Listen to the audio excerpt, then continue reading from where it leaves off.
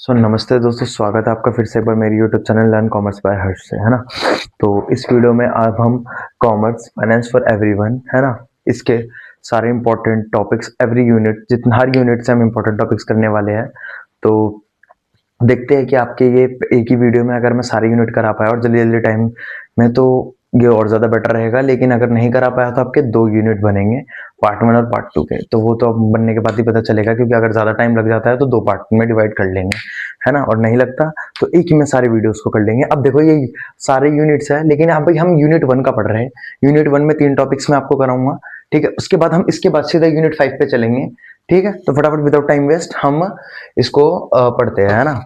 तो देखो, सबसे पहले हमें डेफिनेशन दे रखी है फाइनेंशियल लिटरेसी की, ठीक है, अकॉर्डिंग टू ओईसीडी। ओईसीडी है भाई, है ना, ये ऑर्गेनाइजेशन है इकोनॉमिकल डिपार्टमेंट की। चलो कोई नहीं, है ना। तो चलो फटाफट से विदाउट टाइम वेस्ट डेफिनेशन को पढ़ते हैं। Financial literacy, financial literacy is defined as a, अच्छा देखो, पहले बता दूं, ये क्लास बाइलिंगुअल होने वाली है आपकी दोनों लैंग्वेजेस में। मैं जो हिंदी में बोलूंगा भाई, ये देखो हिंदी में मैंने लिख रखा है एक एक चीज, ठीक है। जो मैं हिंदी में बोलूंगा उसको तुम ध्यान देना, और बाकी मैं मेन मेन चीजें हिंदी में लिख दूंगा, ठीक है। तो फाइनेंशियल लिटरेसी, जिसे हम वित्तीय साक्षरता कहते हैं हिंदी में, फाइनेंशियल लिटरेसी का मतलब क्या होता है? It is defined as a combination of, ये मिश्रण है, कॉम्बिनेशन मतलब मिश्रण है किसका? फाइनेंशियल अवेयरनेस का, नॉलेज का, स्किल का, एटीट्यूड का और बिहेवियर, ठीक है, नेसेसरी टू मेक, ठीक है, बिहेवियर का। ओके, तो साउंड फाइनेंशियल डिसीजंस एंड अल्टीमेटेड। देखो, अब ये जो 4-5 पॉइंट्स है ना, ये कंपोनेंट्स ये रखे हैं, ठीक है। इनको पहले समझ लेते हैं, फिर इसकी डेफिनेशन अपने आप समझ आ जाएगी मेरे भाई। ओके, कोई डाउट आ रहा है अभी तक? आई डोंट थिंक सो कि अभी तक कुछ डाउट आया होगा। हाँ जी, तो सबसे पहले फाइनेंशियल अवेयरनेस का मतलब समझ लेते हैं क्या होता है। देखो, फाइनेंशियल अवेयरनेस का मतलब होता है जागरूकता। किसके प्रति? फाइनेंस के प्रति, वित्तीय के प्रति जागरूकता, है ना। Knowing that financial products and services like stocks, insurance, मतलब आपको पता होना चाहिए कि स्टॉक्स क्या होता है, आपको पता होना चाहिए कि इंश्योरेंस क्या होता है, आपको पता होना चाहिए, है ना, कि भाई आपका मतलब म्यूचुअल फंड्स क्या होता है। इन सब चीजों के बारे में, इन्वेस्टमेंट के बारे में पता होना, ठीक है, म्यूचुअल फंड्स के बारे में पता होना, इन सब के बारे में पता होने को हम क्या कहते हैं? फाइनेंशियल अवेयरनेस, जागरूकता, वित्त के प्रति जागरूकता। अगला है हमारा knowledge and skills. Knowledge and skills, है ना, नॉलेज एंड स्किल्स, ठीक है, यानी ज्ञान और हुनर, वित्त के प्रति ज्ञान और हुनर। तो knowledge and skill, understanding how money works and having the ability to manage it, that is calculating interest और रेटिंग। मतलब देखो, हमें पता होना चाहिए कि पैसे से क्या क्या कर सकते हैं, ये तो सबको पता है कि यार पैसे से क्या क्या कर सकते हैं, लेकिन पैसे को कैसे मैनेज करना है ना, पैसे को कहाँ लगाना है ताकि बढ़े, पैसे को किस तरीके से यूज करना है, कब सेविंग करनी है, कब आपको खर्चा करना है, इन सब का ज्ञान होना, ठीक है, और स्किल होना, उसको हम कहते हैं नॉलेज एंड स्किल, ठीक है, ये पढ़ लिया। तो नॉलेज एंड स्किल भी कंप्लीट हो गया, फाइनेंशियल अवेयरनेस भी कंप्लीट हो गया। एटीट्यूड, सोच, आपका सोच कैसा है फाइनेंस के प्रति, एटीट्यूड टुवर्ड्स फाइनेंस, या फिर सोच वित्त के प्रति आपकी सोच, है ना। Your mindset towards spending long, अच्छा देखो, तुम्हारे माइंडसेट की बात होती है इसमें, किसके माइंडसेट की? तुम्हारे दिमाग के सोच की, ठीक है। हर एक इंसान की इंडिविजुअल सोच की बात होती है, व्यक्तिगत सोच की, कि भाई उसको पैसा कितना खर्च करना चाहिए, कैसे खर्च करने चाहिए। आपको अगर आप इन्वेस्ट करने हो तो लंबे समय के लिए कर रहे हो या फिर कम समय के लिए कर रहे हो, लॉन्ग टर्म के लिए कर रहे हो या फिर शॉर्ट टर्म के लिए कर रहे हो, है ना। तो ये आपके माइंडसेट की बात कर रहा होता है, ठीक है, अगर आपको पता है तो। बिहेवियर, आपका बर्ताव कैसा है पैसे के प्रति, बिहेवियर टुवर्ड्स मनी, या फिर बर्ताव पैसों के प्रति या फिर वित्त के प्रति। तो देख लेते हैं, your actual actions with money, this including habits like budgeting, saving, regular. देखो, इसमें क्या क्या आ जाता है आपका? बजटिंग, बजटिंग हम पढ़ ही चुके हैं ना। बजटिंग पिछले वाले आपके जो टेस्ट था, वो पिछले वाला जो आपका पेपर था, उसमें बजटिंग आप पढ़ चुके होंगे। बजटिंग, और क्या क्या लिखा है? This includes in like budgeting, saving regularly, saving regularly भाई, लगातार सेव करना, मतलब डे बाय डे, कभी ना कभी, एक दो दिन बाद, हर दिन सेव करना, ठीक है। और पेइंग बिल्स ऑन टाइम, ठीक है। मतलब इसमें आपका बिहेवियर आ जाता है कि भाई अब पैसा पे करने में कैसे हो, आप पैसा टाइम से सेव करते हो या पैसा टाइम से सेव नहीं करते, ये भी आपका बिहेवियर है ना। आप अपने बिल टाइम पे करते हो, अपने किस्त, सारे किस्त के पेमेंट्स टाइम पे कर देते हो, ये सब कुछ आपका बिहेवियर पे आ जाता है, ठीक है। इसमें आपके बिहेवियर की बात की जाती है। आपका बिहेवियर अच्छा होना चाहिए पैसों के प्रति, आप बजटिंग पे ध्यान रखो, आपके घर का बजट जो है उस पर ध्यान रखो, आपकी सेविंग्स पे ध्यान रखो, कंटिन्यूसली रेगुलरली सेविंग्स करते रहो। और इन सब के बाद आप कैसा फैसला लेते हो, सही फैसला लेते हो, तो आपके जो फाइनेंशियल लिटरेसी आप में आ जाती है, ठीक है। Sound financial decision, sound financial decision मतलब एक सही फैसला, ठीक है। चलो अब इसका मतलब समझ लेते हैं। फाइनेंशियल लिटरेसी कॉम्बिनेशन है कि आपको फाइनेंस के बारे में सब कुछ पता है, आपके पास नॉलेज स्किल्स है, आपकी सोच फाइनेंस के लिए अच्छी है, आपका बिहेवियर फाइनेंस के प्रति अच्छा है, necessary to make sound financial decision. ये चारों चीजों का आपके पास कॉम्बिनेशन है ताकि आप एक अच्छा फाइनेंशियल डिसीजन ले पाओ, ultimately achieve individual financial wellbeing, ताकि आप एक अच्छा फाइनेंशियल वेलबींग कर पाओ। कहने का मतलब है, मतलब देखो बेसिकली बार बार से यही लिखा है कि ये चारों का मिश्रण आपके अंदर है, चारों के कॉम्बिनेशन से आप एक अच्छा फाइनेंस का डिसीजन ले पाओ एंड आप अच्छा पैसा बढ़ा पाओ, बना पाओ। इसे ही हम फाइनेंशियल लिटरेसी कहते हैं। मतलब फाइनेंशियल लिटरेसी कहने का मतलब है आप अवेयर हो अपने पैसों के लिए, आप ढंग से डिसीजन ले पाते हो, आपके पास स्किल्स है अपने पैसा मैनेज करने के लिए, आप अपने सारे पैसे ऑन टाइम पे करते हो एंड आप अपना पैसा इन्वेस्टमेंट के थ्रू बढ़ा रहे हो। यही आपकी फाइनेंशियल लिटरेसी है, उनको अपनी लाइफ में, इन सब चीजों को अपनी लाइफ में यूज कर रहे हो। ठीक है, एक लास्ट बार बोलूंगा, फाइनेंशियल लिटरेसी का मतलब होता है कि आप अपने पैसों को किस तरीके से मैनेज करते हो और उन मैनेज करने के बाद अपने पैसों को बढ़ा लेते हो, है ना। इसे हम फाइनेंशियल लिटरेसी कहते हैं। आपको अपने फाइनेंस को मैनेज करना आता है, इसे ही हम फाइनेंशियल लिटरेसी कहते हैं। आपको पता है कि आपको अपने पैसों के साथ क्या करना है, आपके पास पूरी नॉलेज है। ठीक है, मैं हर तरीके से बता सकता था फाइनेंशियल लिटरेसी यानी कि वित्तीय साक्षरता किसे कहते हैं। ठीक है, आप अपने वित्त को अच्छी तरीके से कंट्रोल करना जानते हो, मैनेज करना जानते हो, कि आप सब कुछ करने के बाद भी अपने वित्तीय को यानी फाइनेंस को इंक्रीज कर पाते हो। ठीक है मेरे भाई, अब चलते हैं नेक्स्ट टॉपिक पे। हमने कंपोनेंट्स पढ़ लिया, ओईसीडी पढ़ लिया, अब इसमें एक टॉपिक है हमारा 5C अप्रोचेस, उसको पढ़ लेते हैं। तो हमें फटाफट से जल्दी से नेक्स्ट टॉपिक हमारा पढ़ना है जिसका नाम है 5C अप्रोच। ठीक है, ओके, हाँ, जिसका नाम है 5C अप्रोच। तो अभी हमने पढ़ लिया फाइनेंशियल लिटरेसी क्या होता है। बेसिकली लिटरेसी मतलब पढ़ा लिखा ऐसे हम कह सकते हैं, है ना। तो यानी कि जिसको फाइनेंस के बारे में पता हो, फाइनेंस के बारे में अवेयर हो, पैसे मैनेज करना जानता हो। ठीक है, पैसे मैनेज करना सीखना, है ना, ये सब आपका फाइनेंशियल लिटरेसी आ गया। फाइनेंशियल लिटरेसी मतलब पैसे मैनेज करने सीखने के बाद हम पैसों को मैनेज कर रहे हैं, इन्वेस्ट कर रहे हैं, बजट बना रहे हैं, उसका यूज कर रहे हैं अच्छी तरीके से, ये आपका फाइनेंशियल लिटरेसी हो जाता है। ठीक है, मतलब मैनेज करना। ठीक है, बहुत हो गया खैर इसके बारे में बात। अब हम पढ़ते हैं 5C अप्रोच। ठीक है, 5C अप्रोच यानी 5C तरीका। अब ये क्या है, हिंदी में बता रहा हूं मैं, तरीका, तरीका, या फिर इसे हम हिंदी में क्या कह सकते हैं, दृष्टिकोण भी कह सकते हैं। ठीक है मेरे भाई, तो इसका मतलब क्या होता है, use to spread financial literacy. मतलब यार फाइनेंस के वो जो अभी हमने सीखा कि इसको पढ़ना, मतलब क्या बोल रहा हूं मैं, इसको समझना, फाइनेंस को, पैसों को इकट्ठा करना, इकट्ठा करने के बाद अपना बजट बनाना, फिर पैसों को इन्वेस्ट करना, है ना। पहले के टाइम पे लोग सिर्फ सेविंग करते थे, लेकिन अब फाइनेंशियल लिटरेसी आ गया, लोगों को इन्वेस्ट करने के बारे में भी बताया जा रहा है, म्यूचुअल फंड के बारे में भी बताया जा रहा है। तो इस चीज को हम पूरे इंडिया में स्प्रेड कैसे करें, हर एक को कैसे बताएं कि फाइनेंशियल लिटरेसी क्या होता है, फाइनेंशियल लिटरेसी के बारे में पूरे देश भर में फैलाना, इसी को हम 5C अप्रोच की वजह से फैला सकते हैं। ठीक है, 5C अप्रोच का यूज करके हम पूरे देश में फाइनेंशियल लिटरेसी को फैला सकते हैं। ठीक है, 5C अप्रोच किस लिए इस्तेमाल होता है, वित्तीय साक्षरता को पूरे देश में, पूरे विश्व में फैलाने के लिए। ठीक है, इसमें सबसे पहला जो हमारा पॉइंट है वो है कंटेंट। पहला C है कंटेंट, जिसको कहते हैं हम सामग्री।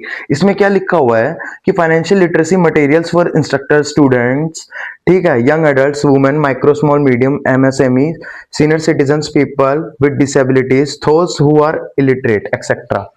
देखो, ये एक ऐसा कंटेंट बनाओ, एक ऐसी सामग्री बनाओ, वो सामग्री हर किसी तक पहुंचे, चाहे वो एक स्टूडेंट हो, ठीक है, चाहे वो एक एडल्ट हो 18+, यंग एडल्ट, टीनेजर, ठीक है, कोई भी हो, चाहे वो एक ओल्ड एज हो, चाहे वो बंदा इलिटरेट हो।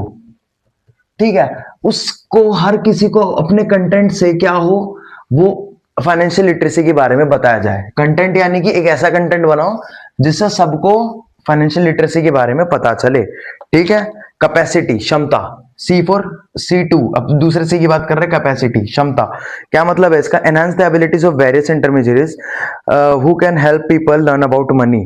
ठीक है, और क्या लिखा है, create a code of conduct. मतलब देखो, जो लोग फाइनेंशियल लिटरेसी के बारे में लोगों को बता रहे हैं, मतलब ऐसा चलो कहीं पे कैंपेन हो रहा हो या फिर कहीं पे मान के चलो नुक्कड़ नाटक हो रहा हो जिसके द्वारा फाइनेंशियल लिटरेसी को बढ़ाया जा रहा है, बताया जा रहा है, लोगों में फैलाया जा रहा है, तो उनको सपोर्ट करो, उनको कैपेसिटी दो कि वो और चीज करे, उनको एक कोड ऑफ कंडक्ट दो। कोड ऑफ कंडक्ट हम की नहीं कह सकते, कहने का मतलब है, मान के चलो मैं तुम्हें फाइनेंशियल लिटरेसी के बारे में समझा रहा हूँ एंड लोग आपको कह रहे हैं कि भाई आप इसके जो जगह पे, जहां पे मैं ऐसा मान के चलो एग्जांपल लो कि मैं फाइनेंशियल लिटरेसी के बारे में आपको समझा रहा हूँ, है ना, तो अब मैं रोज सबको 5 से 6 के बीच में समझाता हूं, तो अब उस पूरे जो यहाँ पे एरिया में बात फैल गई है कि ये बंदा रोज 5 से 6 बजे के बीच में फाइनेंशियल लिटरेसी के बारे में सबको पढ़ाता है, तो प्लीज आप लोग 5 से 6 बजे जाओ, सिंसियरली जाओ और रोज 5 से 1 घंटा 5 से 6 पढ़कर आ जाओ।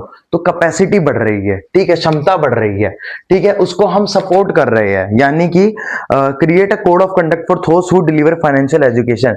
जो भी फाइनेंशियल एजुकेशन प्रोवाइड करता है उसके लिए कोड ऑफ कंडक्ट दो। कोड ऑफ कंडक्ट मतलब एक सिंसियरली तरीके से पढ़ना, जैसे स्कूल में जब आप जाते हो तो आप एक यूनिफॉर्म पहन के जाते हो, तो वो यूनिफॉर्म आपका कोड ऑफ कंडक्ट है, समझ आ रहा है आपको?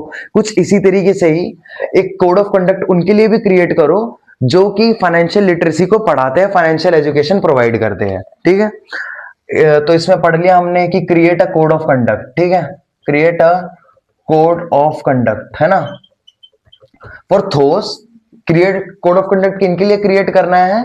जो कि फाइनेंशियल लिटरेसी को बढ़ाते हैं, फाइनेंशियल एजुकेशन प्रोवाइड करते हैं, ठीक है।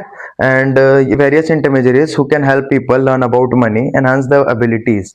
अब देखो एक और पॉइंट है इसी के अंदर, उनकी एबिलिटी बढ़ाओ, उनकी क्षमता बढ़ाओ, एबिलिटी बढ़ाओ, जो कि फाइनेंशियल एजुकेशन को प्रोवाइड करते हैं, जो फाइनेंस के बारे में पढ़ाते हैं, उनकी क्षमता को बढ़ाई जाए। हिंदी में अगर मैं बोले कि जो फाइनेंस की पढ़ाई को पढ़ाते हैं, जो फाइनेंस की पढ़ाई करवाते हैं, उनकी क्षमता को बढ़ाओ, उनकी क्षमता को क्या करो सर, बढ़ाओ, है ना। इसलिए हो जाता है आपका कैपेसिटी में। अब तीसरा सी आ जाता है आपके पास, कम्युनिटी, समाज, समूह जिसे हिंदी में हम कहते हैं। तो इसमें क्या लिखा हुआ है कि engaging local groups and community led models to spread financial awareness effectively at the grass roots well, ठीक है, okay, at the grass root level. इसका मतलब क्या है कि आप छोटे छोटे ग्रुप्स में जाओ, वहां पे जाके फाइनेंस के बारे में समझाओ, ठीक है, आप किसी और ग्रुप में जाओ, फाइनेंस के बारे में समझाओ, तो सीधा जो जड़ है ना, जड़ को पकड़ो, है ना। जैसे कि यहाँ पे एक पूरा ग्रुप है, मान के चलो गांव है एक गांव, ठीक है, वहां पे फाइनेंस के बारे में किसी को नहीं पता, एंड आप उसके पंचायत पे जाते हो, जहां पे पंचायतें चल रही होती है, उस जगह पे जाते हो जहां पूरा गांव मौजूद है, और वहां पे जाके सबको फाइनेंस के बारे में समझाते हो, ठीक है। तो एकदम बिल्कुल आपने जड़ से समझाया, वहां पे जड़ जड़ पकड़ी आपने। अब वो अपने बच्चों को इस बारे में बताएंगे, है ना। तो ऐसा इस समाज समूह से कहने का मतलब ये है कि आप उसके जड़ को पकड़ लो, ठीक है, ग्रास रूट यानी कि उस जड़ को पकड़ लो, एंड फिर वो आपकी बात को फैलाएंगे, ठीक है, एक एक जगह तक आपके जो बात को है वो पहुंचा सको। तो छोटे छोटे जगह को, छोटे छोटे हर चीज को आप पकड़ो, हर चीज में अपनी जो बात है उसको पहुंचाओ। अब कम्युनिकेशन, संचार, इसे पढ़ते हैं, हाँ ठीक है, okay, effectively that grassroot level, okay, कोई दिक्कत नहीं है। Communication, use technology India outlets and creative communication methods to spread financial education messages, ठीक है। यूज टेक्नोलॉजी मीडिया आउटलेट्स, देखो टेक्नोलॉजी का यूज करो, ठीक है, मीडिया का यूज, सोशल मीडिया का यूज करो, outlets and create communication methods to spread financial education. मतलब यार ये कुछ भी इसका मतलब नहीं है, इसका मतलब सिर्फ इतना सा है कि आपको बस फाइनेंशियल एजुकेशन को स्प्रेड करना है, स्प्रेड करना है। और किस तरीके से? आप कुछ भी यूज करो, चाहे आप सोशल मीडिया यूज करो, चाहे आप किसी भी टाइप का कम्युनिकेशन मेथड यूज कर लो, चाहे किसी भी टाइप का कम्युनिकेशन मेथड यूज कर लो, संचार का तरीका यूज करो, लेकिन आप क्या करो, स्प्रेड करो फाइनेंशियल एजुकेशन को। बस इसका मतलब यही है कि अपने कम्युनिकेशन को बढ़ाओ, अपने कम्युनिकेशन मेथड्स को बढ़ाओ, एंड फिर आप अपने क्या, अपने फाइनेंशियल एजुकेशन को स्प्रेड करो, ठीक है, ये है इसका मतलब। अब इसके आपको नोट्स कहां से मिलेंगे? इसके आपको नोट्स मिलेंगे टेलीग्राम चैनल पर, वो भी फ्री, और वीडियो अपलोड होने से पहले ही आपका जो नोट्स है वो अपलोड हो जाते हैं। अब लास्ट आता है कोलैबोरेशन। लास्ट सी क्या है? कोलैबोरेशन, सहयोग या फिर मिलजुल कर काम करना, इसका मतलब है।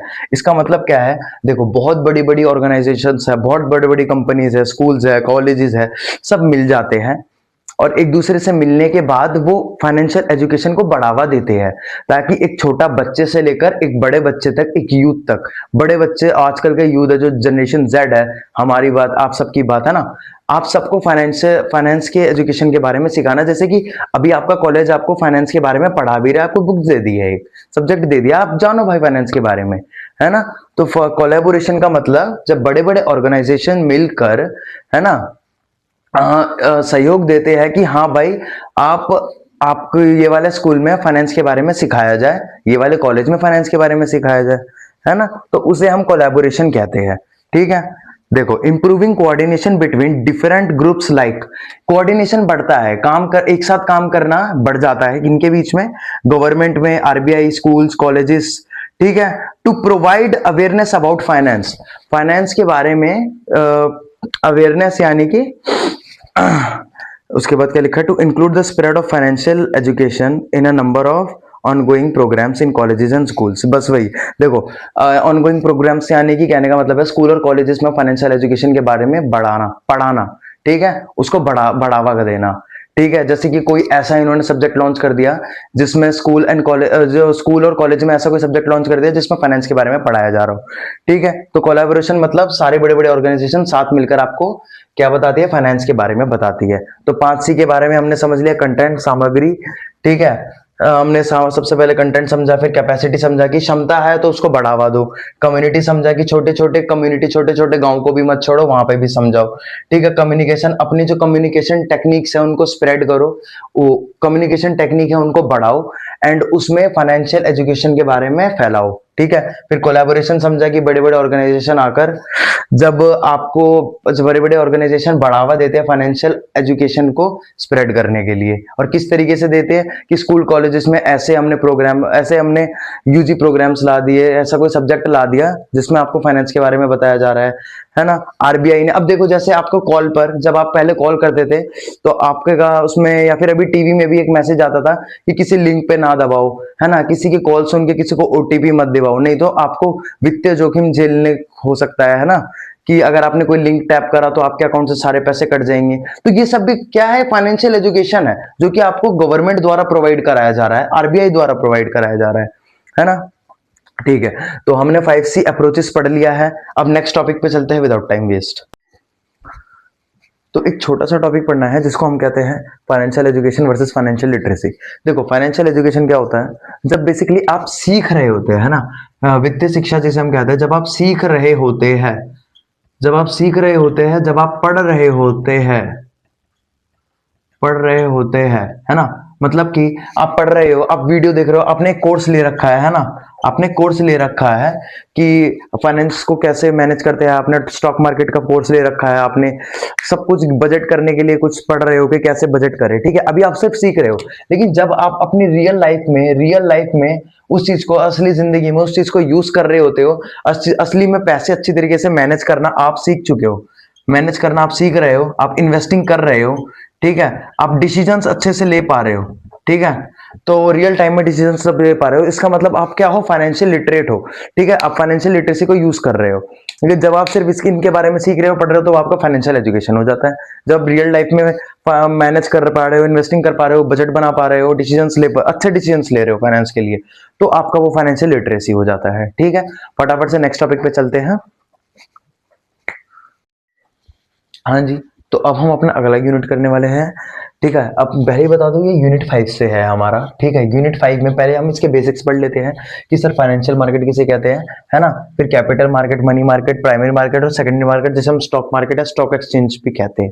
ठीक है, क्या होता है सब कुछ पढ़ेंगे। सबसे पहले फाइनेंशियल मार्केट, जिसे हम हिंदी में वित्तीय बाजार कहते हैं, है ना, समझ लेते हैं। यूनिट 5 का इंपॉर्टेंट टॉपिक है। ठीक है, वित्तीय बाजार कहते हैं। ठीक है, वित्तीय बाजार, फाइनेंशियल मार्केट वो जगह है जहां पे फाइनेंशियल असेट्स का लेन देन होता है। फाइनेंशियल असेट्स, जैसे फाइनेंशियल असेट्स कौन कौन से, जहां पे फाइनेंशियल असेट्स का लेन देन होता है। भाई एक बार देख लेना असेट्स को हिंदी में क्या कहते हैं। ठीक है, मेरे को याद नहीं आ रहा, नहीं तो मैं बता देता। फाइनेंशियल असेट्स का लेन देन होता है। फाइनेंशियल असेट्स कौन कौन से होते हैं, जैसे गवर्नमेंट बॉन्ड, है ना, गवर्नमेंट बॉन्ड, ट्रेजरी बिल, है ना, शेयर, ठीक है, और डिवेंचर, इन सबको हम फाइनेंशियल असेट्स कहते हैं। ठीक है, तो इसका जहां पे लेन देन हो उसे हम फाइनेंशियल मार्केट कहेंगे उस जगह को। चलो ये बात हो गई।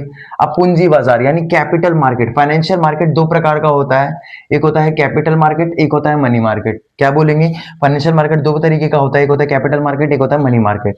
तो मनी मार्केट पढ़ के फटाफट खत्म करते हैं। मनी मार्केट वो होता है जिसमें लेन देन एक साल से कम का होता है, जिसमें इन्वेस्टमेंट एक साल से कम का होता है। ठीक है, ये कह सकते हैं जिसमें लेन देन एक साल से कम का हो वो आपका मनी मार्केट हो जाता है, जिसमें एक साल से ज्यादा हो, मोर देन 1 ईयर हो, वो आपका कैपिटल मार्केट हो जाता है। मनी मार्केट को हिंदी में मुद्रा बाजार कहते हैं, कैपिटल मार्केट को हिंदी में पूंजी बाजार कहते हैं। दोबारा, फाइनेंशियल मार्केट दो तरीके का है, एक है मनी मार्केट, एक है कैपिटल मार्केट, मुद्रा बाजार और पूंजी बाजार। तो मनी मार्केट एक साल से कम का होता है, जिसमें सिक्योरिटीज किस टाइप की होती है? ट्रेजरी बिल जो कि 2 से 3 महीने तक का होता है, कॉमर्शियल पेपर। ठीक है, जब बैंक को एक मतलब जब बड़ी कंपनीज को 1-2 दिन के लिए पैसा चाहिए होता है तो वो हमारा कॉमर्शियल पेपर होता है। ठीक है, कॉल मनी, जब बैंक्स को 1-2 दिन के लिए पैसा चाहिए होता है तो वो कॉल मनी हो जाता है। गवर्नमेंट सिक्योरिटीज, गवर्नमेंट की भी कुछ सिक्योरिटीज होती है जो कि गवर्नमेंट बेचती है। ठीक है, अगर शॉर्ट टर्म के लिए बेचे तो वो आपका मनी मार्केट में ही आ जाता है। ठीक है, तो ये था सारा आपका मनी मार्केट। ठीक है, मनी मार्केट खत्म। अब हमने पढ़ लिया था फाइनेंशियल मार्केट दो प्रकार का होता है, कैपिटल मार्केट और मनी मार्केट। मैं बार बार इसलिए बोल रहा हूं ताकि आप लोगों को याद हो जाए। कैपिटल मार्केट यानी कि पूंजी बाजार। पूंजी बाजार जिसमें इन्वेस्टमेंट, जिसमें लेन देन एक साल से ज्यादा के लिए होता है। ठीक है, यानी कि आपका 365 डेज से ज्यादा के लिए होता है ना, 365 डेज से ज्यादा, और इसमें 1 से लेके 364 दिनों तक आपका रहता है, इसमें याद रखना। ठीक है, तो पूंजी बाजार आप पढ़ते हैं कैपिटल मार्केट जिसमें 1 साल से ज्यादा के लिए रहता है, जिसमें शेयर आ जाता है, आपका बॉन्ड्स आ जाता है, डिवेंचर्स आ जाता है और गवर्नमेंट सिक्योरिटीज। वो गवर्नमेंट सिक्योरिटीज जिनका टाइम 2 साल 3 साल 4 साल 5 साल यानी कि 1 साल से ज्यादा के लिए रहता है, वो आपका कैपिटल मार्केट में आ जाता है। ठीक है मेरे भाई, अब कैपिटल मार्केट के भी दो हिस्से कर दिए हैं, एक है आपका प्राइमरी मार्केट, एक है आपका सेकेंडरी मार्केट। मैंने क्या बोला? कैपिटल मार्केट के भी दो हिस्से हो गए हैं, एक है आपका प्राइमरी मार्केट, एक है आपका सेकेंडरी मार्केट। सेकेंडरी मार्केट को हम माध्यमिक बाजार या फिर पूंजी बाजार कहते हैं। ठीक है, पूंजी बाजार या फिर शेयर बाजार आप कह सकते हैं। क्या कह सकते हैं? शेयर बाजार। ठीक है, शेयर बाजार, या फिर इसे माध्यमिक बाजार भी कहते हैं। ठीक है, सेकेंडरी मार्केट को ही हम स्टॉक मार्केट भी कहते हैं, ध्यान रखना। आपका कैपिटल मार्केट दो टाइप का है, प्राइमरी मार्केट और सेकेंडरी मार्केट। तो प्राइमरी मार्केट कौन सा है? जब कंपनी अपने शेयर पहली, है ना, पहली लिख दिया मैंने, पहली बार जब कंपनी अपना शेयर यानी फर्स्ट टाइम जब शेयर इशू करते हैं, शेयर इशू करती है कंपनी। एक कंपनी अभी लिस्टेड नहीं है, अभी लिस्टेड नहीं है किसमें? हमारे स्टॉक एक्सचेंज बोर्ड में। हमारे कई टाइप के स्टॉक एक्सचेंज के बोर्ड होते हैं, जैसे एनएसई, ठीक है, और बीएसई, जैसे Bombay stock exchange board and आपका national stock exchange board, NSE BSE, उनमें लिस्टेड नहीं है। अभी एक कंपनी मार्केट में पहली पहली बार आई है और वो लिस्टेड नहीं है एंड वो शेयर इशू कर रही है, तो वो अपना शेयर कहां इशू कर रही है? डायरेक्ट पब्लिक को। तो वो आपका प्राइमरी मार्केट में आता है। क्या? एक नई नई कंपनी आई है और उसने अपना शेयर इशू करा है, बिल्कुल नया नया, डायरेक्ट पब्लिक को किया है, तो वो आपका प्राइमरी मार्केट में आ जाता है। ठीक है, और अब जब उसने शेयर इशू कर दिया, अब जब उसने शेयर इशू कर दिया अपना मार्केट में, तो वो कंपनी लिस्टेड हो जाएगी आपके सेकेंडरी मार्केट में या फिर एक स्टॉक एक्सचेंज बोर्ड में। ठीक है, स्टॉक एक्सचेंज बोर्ड कौन कौन से होते हैं सब पढ़ेंगे, अभी कोई दिक्कत नहीं है। ठीक है, अब आपने वो कंपनी आई, उसने स्टॉक अभी लिस्टेड नहीं है आपके, ठीक है, अनलिस्टेड है वो स्टॉक एक्सचेंज के बोर्ड से, अभी लिस्टेड नहीं है, पर उसने शेयर इशू कर दिया, अब वो लिस्टेड हो गई शेयर इशू करने के बाद। अब मैंने इस कंपनी के शेयर इशू शेयर खरीदे, अब खरीदने के बाद मैंने किसी और को बेच दिए, अब खरीदे मैंने आपको बेच दिए, तो अब आपको जब मैंने भेजे तो वो आपका आ जाता है सेकेंडरी मार्केट। तो आपने जब मेरे से खरीदा वो एक शेयर नहीं खरीदा, आपने मेरे से खरीदा स्टॉक। ठीक है, आपको मेरी बात समझ आई? हाँ बिल्कुल समझ आई। ठीक है, तो सेकेंडरी मार्केट में जब ऑलरेडी एग्जिस्टिंग शेयर या सिक्योरिटीज का लेन देन होता है, ठीक है, सेकेंडरी मार्केट में एग्जिस्टिंग शेयर का लेन देन होता है। ठीक है, चलो एक बार इन दोनों टॉपिक्स को शॉर्ट में दोबारा से समझ लेते हैं। प्राइमरी मार्केट, एक जोमेटो नाम की कंपनी है, उसने अपना नया नया शेयर लॉन्च किया, आईपीओ।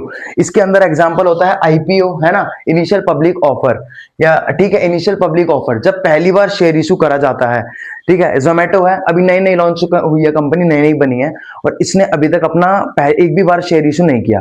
ठीक है, लेकिन अब उसने पहली बार शेयर इशू कर दिया, इनिशियल पब्लिक ऑफर कर दिया, आईपीओ कर दिया, तो मैंने जाकर शेयर खरीद लिए। ठीक है, इसमें कंपनी डायरेक्ट पब्लिक को शेयर दे रही है, मैंने जाके शेयर खरीद लिए, है ना। तो शेयर खरीदने के बाद अब जब उस शेयर का प्राइस बढ़ा, अच्छा वो कंपनी अब लिस्ट हो गई स्टॉक एक्सचेंज बोर्ड में। हमारे कई टाइप के स्टॉक एक्सचेंज बोर्ड होते हैं, जिसमें से दो मेन है, एनएससी और बीएससी। ठीक है, ये एनएससी का मतलब है नेशनल स्टॉक एक्सचेंज बोर्ड, और बीएससी का मतलब है बॉम्बे स्टॉक एक्सचेंज बोर्ड। ठीक है, ऐसे भी आप समझ सकते हो। ठीक है, ऐसी भी सेबी है ना, सेबी में भी वो लिस्ट हो जाएगी। चलो आगे समझते हैं। तो मैंने अब वो शेयर का प्राइस जब बढ़ा, तो मैंने उसे किसी थर्ड पर्सन को बेचा। ठीक है, मैंने अपने से किसी थर्ड पर्सन, सेकंड पर्सन को बेचा, सेकंड वाले ने किसी थर्ड को बेचा। तो ये जो आपस में लेन देन हो रहा है, ये आपका स्टॉक का लेन देन हो रहा है। जब एक कंपनी पहली बार पब्लिक को अपना शेयर देती है तो वो शेयर रहता है, लेकिन जब वो शेयर का प्राइस बढ़ने पर वो कंपनी आपस में डिमांड की वजह से शेयर प्राइस बढ़ जाता है। प्राइस हमेशा स्टॉक का बढ़ता है। ठीक है, ध्यान रखना, मेरी बात समझ आ रही है। प्राइस हमेशा किसका बढ़ता है? स्टॉक का बढ़ता है। एक कंपनी ने पहली बार शेयर इशू करा, तो वो शेयर, अब उस शेयर की डिमांड बढ़ रही है स्टॉक मार्केट में, इस मार्केट में, स्टॉक मार्केट में उस शेयर की डिमांड बढ़ रही है ना, कि लोग, वो कंपनी अच्छी चल रही है तो लोग उस कंपनी का शेयर मांग रहे हैं, डिमांड बढ़ रही है, डिमांड बढ़ रही है तो उसका पैसा बढ़ रहा है। तो वो पैसा बढ़ रहा है, तो अब मैं वो शेयर किसी अगले बंदे को बेचूंगा, तो वो मैंने उसको उसका स्टॉक दिया है, स्टॉक दिया है। समझ आ रहा है आपको? वो स्टॉक मार्केट में लेन देन चल रहा है ना। ठीक है, आपको हो सकता है समझ आ गया होगा। ठीक है, तो ये पूरा टॉपिक था फाइनेंशियल मार्केट, वित्तीय बाजार, जहां पे फाइनेंशियल एसेट्स का लेन देन होता है। ये दो टाइप का था, capital market, money market. Money market जो 1 साल से कम का होता है, कैपिटल मार्केट जो 1 साल से ज्यादा का होता है। कैपिटल मार्केट दो टाइप का पढ़ा हमने, प्राइमरी और सेकेंडरी मार्केट। प्राइमरी मार्केट में आपका क्या था, जब कंपनी पहली बार शेयर इशू करता है और लिस्टेड नहीं होती। ठीक है, पहली बार शेयर इशू किया और लिस्टेड हो गई, उसके बाद जो शेयर आपका कंपनी ने इशू कर दिया, वो आपका स्टॉक मार्केट में चला जाता है। अगर उसका और भी लेन देन हो रहे होते हैं तो वो आपका स्टॉक मार्केट में शेयर है आपका, ये कहलाता है। ठीक है, चलो नेक्स्ट टॉपिक पे चलते हैं। तो यूनिट 5 का one of the most important and सबसे बेसिक टॉपिक करने वाले हैं। ठीक है, ये यूनिट 5 का इंपॉर्टेंट टॉपिक है, पहले ही बता देता हूँ, है ना।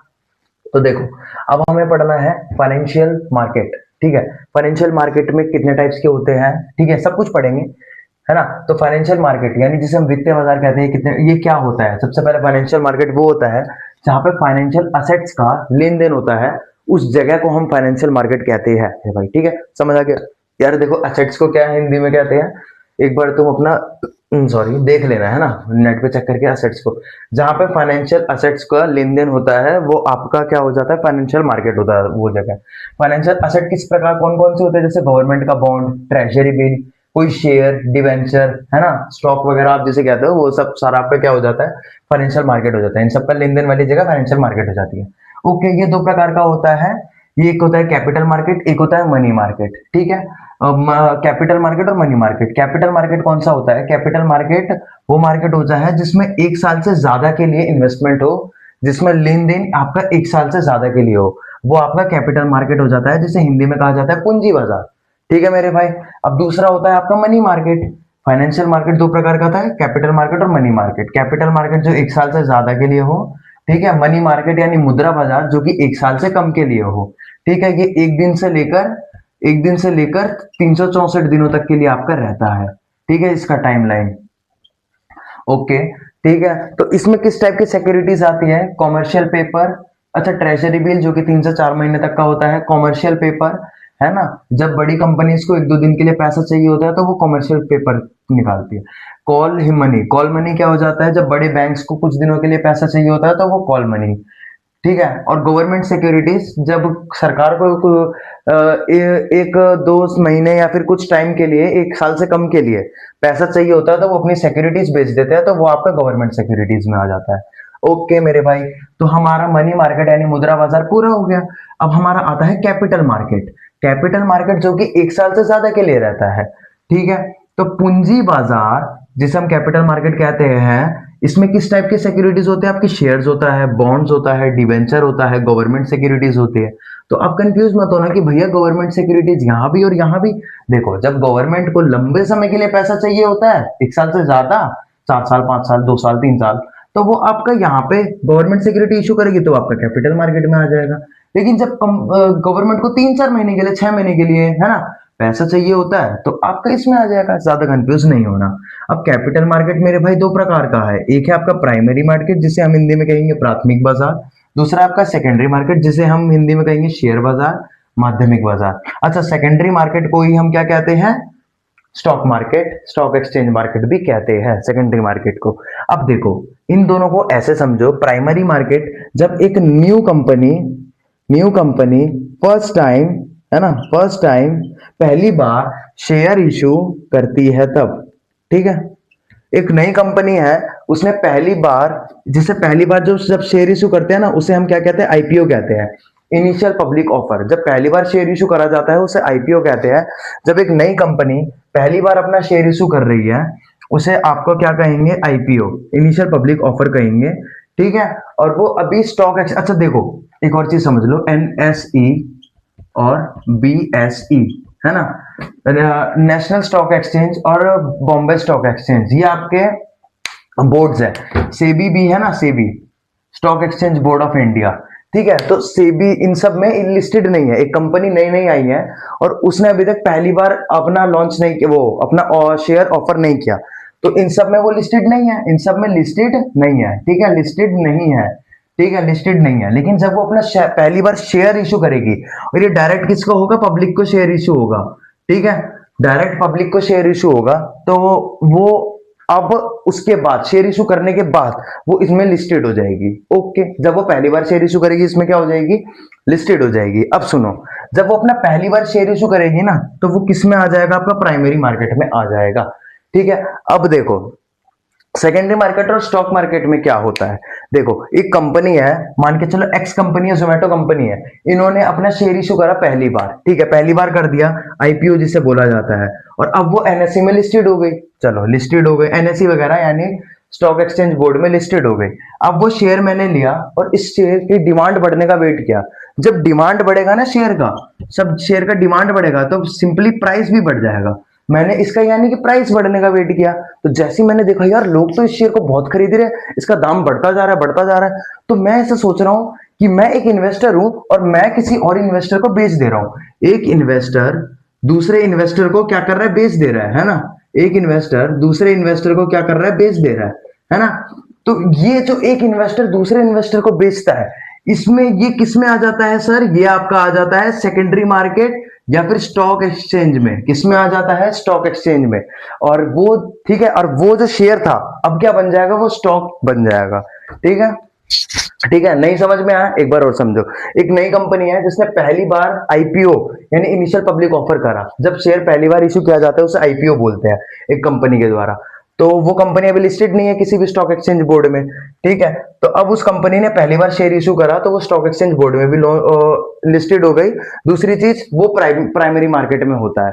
तो प्राइमरी मार्केट वो होता है जहां पे एक कंपनी पहली बार शेयर इशू करती है, ठीक है। अब वो शेयर को मैंने अब वो शेयर को मैंने किसी और इन्वेस्टर को बेचा, तो मैंने जो किसी और इन्वेस्टर को बेचा, ये हमारा क्या है, ये सेकेंडरी मार्केट है, ठीक है। जब share already listed share, already issued share को आपस के इन्वेस्टरों में बेचा जाता है, एक इन्वेस्टर के द्वारा दूसरे इन्वेस्टर को बेचा जाता है, तो वो आपका स्टॉक मार्केट कहलाता है, सेकेंडरी मार्केट कहलाता है, ठीक है। तो एक नया शेयर एक कंपनी से खरीद कर जब मैं दूसरे किसी इन्वेस्टर को बेचता हूं तो वो आपका क्या कहलाता है, स्टॉक कहलाता है ना।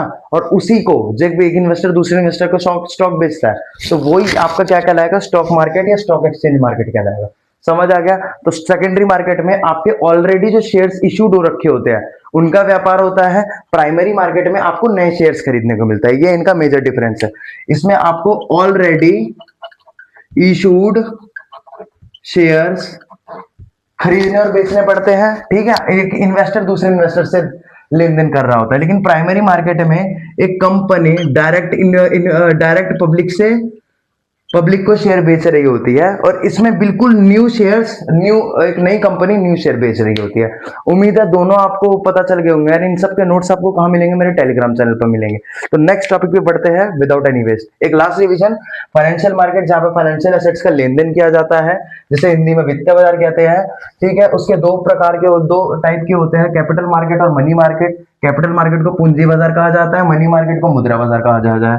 मनी मार्केट 1 साल से कम के लिए होता है, कैपिटल मार्केट 1 साल से ज्यादा के लिए होता है। इनके एग्जांपल्स है, कैपिटल मार्केट के एग्जांपल है share, bonds, debenture, government securities, और मनी मार्केट के एग्जांपल्स है call money, government securities, treasury bill. Okay, capital market यानी कि पूंजी बाजार आपका दो तरीके का होता है, प्राइमरी मार्केट यानी प्राथमिक बाजार, सेकेंडरी मार्केट यानी शेयर बाजार। ठीक है, इसके आपके एग्जांपल्स हो जाता है आईपीओ, जब एक कंपनी, एक अनलिस्टेड कंपनी पहली बार शेयर इशू करती है। ठीक है, सेकेंडरी मार्केट का एग्जांपल हो जाता है आपका स्टॉक, है ना, स्टॉक जो कि एक ऑलरेडी इशू शेयर को एक इन्वेस्टर के द्वारा दूसरे इन्वेस्टर को बेचा जाता है, वो आपका स्टॉक एक्सचेंज हो जाता है। स्टॉक मार्केट में ऑलरेडी इशू शेयर को बेचा जाता है। ठीक है, तो आपको मैंने पूरी शॉर्ट तरीके से दोनों समझा दिए। ठीक है, स्टॉक एक्सचेंज भी एंड सब कुछ टोटली। अब नेक्स्ट टॉपिक पे चलते हैं। तो अब हमें जो नेक्स्ट टॉपिक पढ़ना है वो स्टॉक इंडिसेस। ठीक है, तो इसमें सबसे पहले सेंसेक्स के बारे में पढ़ लेते हैं, फिर निफ्टी 50 के बारे में भी पढ़ लेंगे। यानी निफ्टी, देखो सेंसेक्स क्या है, ये बेसिकली इंडेक्स है, इंडेक्स। ठीक है, सेंसिटिव इंडेक्स। ठीक है, एक इंडेक्स है, क्या है, तो इसका काम क्या होता है, देखो जो हमारा बीएसई है ना, बीएसई क्या, बीएसई जिसके फुल फॉर्म है बॉम्बे स्टॉक एक्सचेंज। ठीक है, बॉम्बे स्टॉक एक्सचेंज। तो बॉम्बे स्टॉक एक्सचेंज में टोटल, अभी टोटल कितनी अगर देखी जाए तो 5500 से ज्यादा कंपनीज लिस्टेड है ना। बॉम्बे स्टॉक एक्सचेंज के अंदर 5500 से ज्यादा कंपनी लिस्टेड है, लेकिन जो इसमें से टॉप 30 कंपनीज है ना, जो अच्छा कर रही है मार्केट में, टॉप 30 कंपनीज, वो टॉप 30 कंपनीज की लिस्ट अपने पास रखता है कौन, सेंसेक्स। सेंसेक्स एक इंडेक्स शो करता है, उस इंडेक्स में वो टॉप 30 कंपनीज होती है कि कौन ऊपर है कौन नीचे है क्या है, जिसको भी शेयर में इन्वेस्ट करना होता है। ठीक है, वो स्टॉक में इन्वेस्ट करना होता है, तो वो सेंसेक्स को देख लेता है कि हाँ भाई ये टॉप 30 कंपनी है इसमें, तो इसमें पैसा लगाऊंगा, इसमें नहीं लगाऊंगा, है ना। ठीक है, तो हमारा अब सेंसेक्स हो गया, तो याद रखेंगे सेंसेक्स एक इंडेक्स है। ठीक है, किसका इंडेक्स है, बॉम्बे स्टॉक एक्सचेंज में 5500 प्लस कंपनीज है, उनमें से टॉप 30 कंपनीज का ये इंडेक्स है।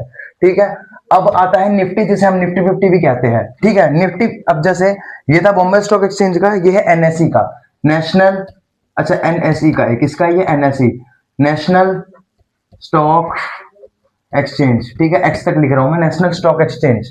ओके, कोई दिक्कत अभी तक, ठीक है। तो नेशनल स्टॉक एक्सचेंज में more than 2700 plus companies listed है।